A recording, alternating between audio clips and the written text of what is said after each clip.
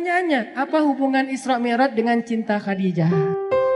Isra Mi'raj itu salah satu di antara tujuannya, dia itu hiburan buat Rasulullah SAW ketika Rasulullah ditinggalkan Khadijah radhiyallahu anha. Jadi tahun ketika terjadi Isra Mi'raj dikenal oleh ulama dengan istilah tahun kesedihan.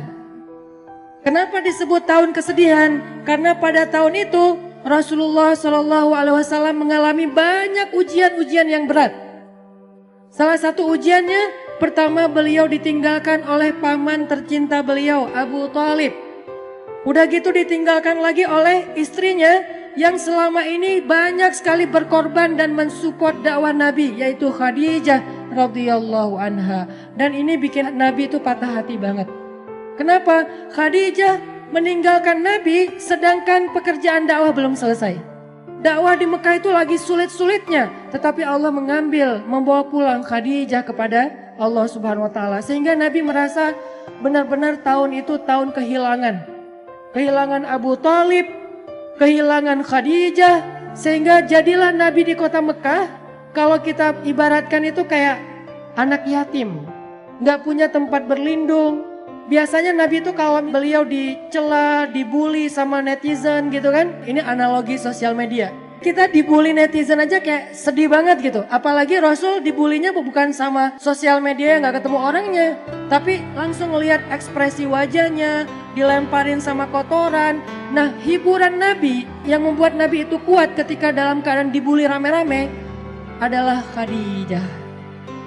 Sehingga Nabi pulang ke rumahnya dalam keadaan lelah, dalam keadaan sedih, dalam keadaan kecewa. Nabi bilang kepada Khadijah, Khadijah, zammiluni, zammiluni. Selimuti aku Khadijah, selimuti aku. Akhirnya Nabi diselimuti oleh Khadijah. Lalu Nabi curhat sama Khadijah, Khadijah, kenapa mereka mendustakan dakwah aku? Apakah aku terlalu keras kepada mereka? Kata Khadijah, tidak wahai Rasulullah. Apakah aku tidak menyampaikannya dengan jelas? Kata Khadijah, tidak ya Rasulullah, engkau sudah menyampaikan dengan jelas. Wahai Khadijah, bagaimana agama ini akan Allah menangkan jika mereka menolak agama ini? Kata Khadijah, ya Rasulullah, la tahzan. Jangan sedih ya Rasulullah. Jangan kecil hati ya Rasulullah. Jangan patah semangat ya Rasulullah. Insya Allah, Allah akan memenangkan agama ini suatu saat nanti. Sehingga Nabi jadi semangat lagi. Ini artinya Khadijah adalah orang yang sangat penting di sisi Rasulullah SAW. Khadijah adalah orang yang pertama menerima dakwah Nabi ketika satu dunia ini, satu bumi ini menolak dakwah Nabi. Khadijah orang yang pertama sholat di belakang Nabi ketika tidak ada yang mau sholat di belakang Nabi.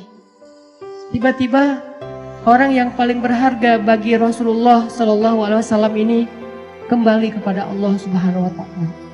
Sehingga Nabi merasa kehilangan, seolah-olah dunia ini gak punya siapa-siapa lagi. Sedih luar biasa. Abu Thalib pergi, Khadijah pergi. Di tahun yang sama, orang-orang kafir Quraisy merencanakan untuk membunuh Rasulullah SAW. Sehingga Rasul harus lari ke Taif. Baru lari ke Taif, berharap di Taif diterima sama keluarga besar ibunya beliau, Aminah. Ternyata di Taif kita tahu cerita yang luar biasa tragis.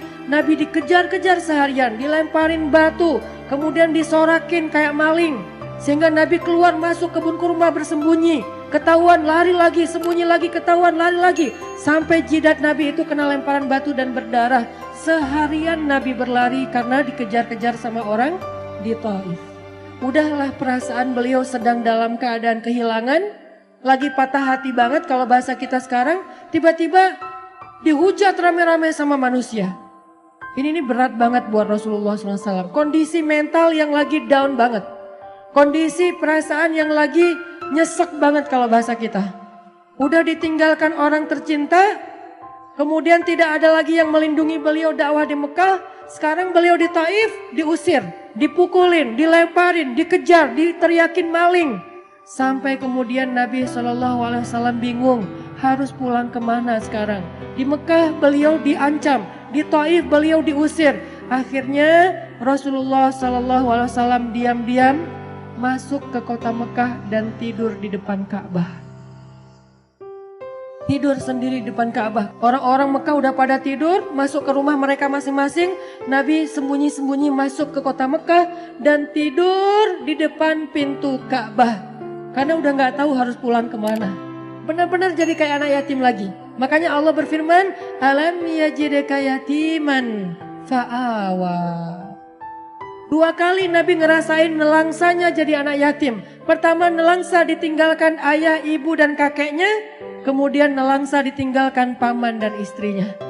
Sehingga Nabi SAW akhirnya tidur di depan Ka'bah.